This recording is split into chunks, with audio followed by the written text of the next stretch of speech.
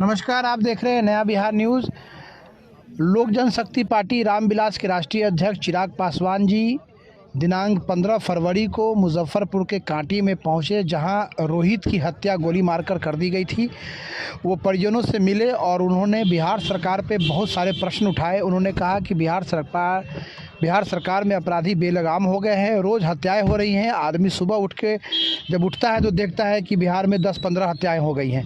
आखिरकार बिहार सरकार क्या कर रही है, नीतीश कुमार क्या कर रहे हैं? झूठी विकास के दावे हैं, प्रशासन का दावा है। ये तमाम बातों पे लोक जनशक्ति पार्टी के राष्ट्रीय अध्यक्ष रामविलास जी के सुपुत्र चिराग पासवान जी ने प्रश्न चिन्ह उठाया।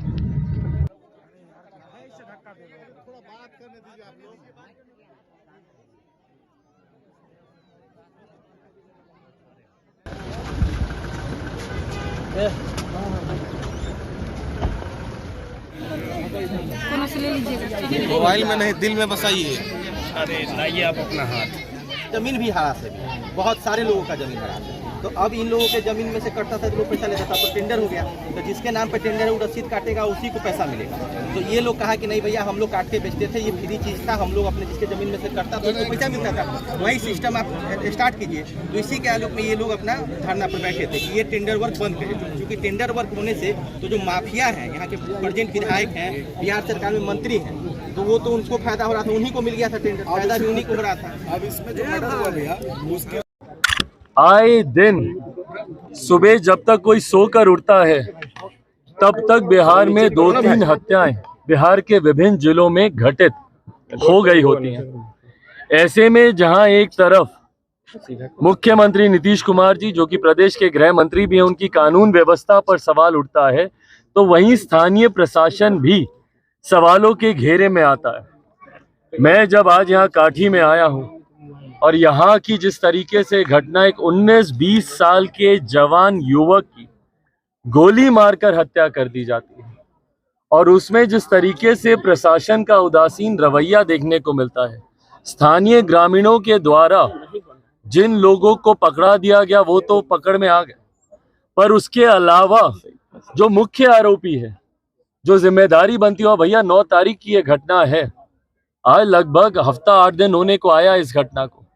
अभी तक प्रशासन के द्वारा मुख्य आरोपी को ना पकड़ना और इस मामले को पेचीदा करने का प्रयास करना। मेरी अभी एसपी साहब से बातचीत हुई, एसपी साहब ने 3-3 एफआईआर का जिक्र किया, पर भाई प्रमुखता से आप परिवार की एफआईआर को आप प्राथमिकता देंगे कि नहीं देंगे? परिवार जो बात कह रहा है, परिवार को जिन लोगों पर शक है, कहीं ना कहीं इस मामले पे लीपापोती करने का प्रयास किया जा रहा है, इसको एक दूसरा स्वरूप देने का कि भैया ये एक्सीडेंटल केस है, गलती से चली हुई गोली का ये मामला है, जबकि ये सुनियोजित तरीके से की गई हत्या है। परिवार के लोग इसकी गवाही दे रहे हैं, स्थानीय ग्रामीण इस बात की गवाही दे रहे हैं। और जिस तरीके से छाई को लेकर, एक अवैध खनन को लेकर जिस तरीके से यहाँ पर मामला उठा हुआ है, जिसको लेकर स्थानीय ग्रामीण पहले से ही आक्रोशित, और सही बात है भैया, छाई को लेकर इन लोगों के खेतों का मामला अपना ये लोग करते थे, 2 रुपया उससे बचता था, घर में आमदनी आती थी। क्यों भैया इसका एक ठेका निकाला गया, और क्यों किसी एक ही व्यक्ति को, और वो भी स्थानीय जनप्रतिनिधि को? मतलब कहीं पे कोई भी कार्य होगा तो वो स्थानीय सत्ताधारी जनप्रतिनिधि ही करेंगे, आम ग्रामीण के हाथ में कोई पैसा नहीं आए, उनकी कोई कमाई ना बढ़े, उसको लेकर ये लोग आंदोलन कर रहे हैं, आक्रोशित हैं। और उस पर जो उसके खिलाफ आवाज उठाएगा उन सबको धमकी देने का काम किया जा रहा है। एक की तो हत्या कर दी, इसी विषय से जुड़े आगे पीछे सही गलत वो जुड़ा था नहीं जुड़ा था इस विषय में, पर हत्या तो हुई ना। बाकी जो लोग हैं उनको धमकी दी जा रही है, और स्थानीय प्रशासन हाथ पर हाथ धरकर बैठा हुआ है। और यही कारण है भैया, हत्या कर दी, इसी विषय से जुड़े आगे पीछे सही गलत वो जुड़ा था नहीं जुड़ा था इस विषय में, पर हत्या तो हुई ना। बाकी जो लोग हैं उनको धमकी दी जा रही है, और स्थानीय प्रशासन हाथ पर हाथ धरकर बैठा हुआ है। और यही कारण है भैया, क्योंकि अपराधियों की पकड़ नहीं होती है, उनको गिरफ्तार नहीं किया जाता है। ये सबसे बड़ा कारण है कि बिहार में अपराध रुकता नहीं है।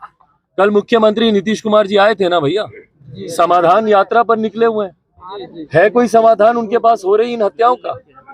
क्या उन्होंने उचित नहीं समझा कि भाई उनके आने से 4 दिन 5 दिन पहले जिस जिले में एक हत्या हुई है, आते परिवार से मिलते, ग्रामीणों से मिलते, उनकी बातों को सुनते और एक कड़ा निर्देश देते। भाई जब तक मुख्यमंत्री कोई कड़ा निर्देश नहीं देंगे, कैसे अपराधियों में डर भय बैठेगा? और ये सिर्फ मुख्यमंत्री नहीं है ना भैया, गृह मंत्री भी हमारे प्रदेश के।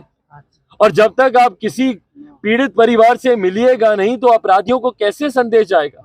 जहरीली शराब से हत्याएं होती है, मुख्यमंत्री नहीं जाते। अपराधियों की गोलियों से हत्याएं होती है, मुख्यमंत्री नहीं जाते। दिन दहाड़े गला रेत कर हत्या कर दी जाती है, मुख्यमंत्री नहीं जाते। और जब उनसे सवाल पूछा जाता है तो मुख्यमंत्री जी का जवाब आता है, अच्छा हमको तो मालूम ही नहीं है, हमारी जानकारी में नहीं है।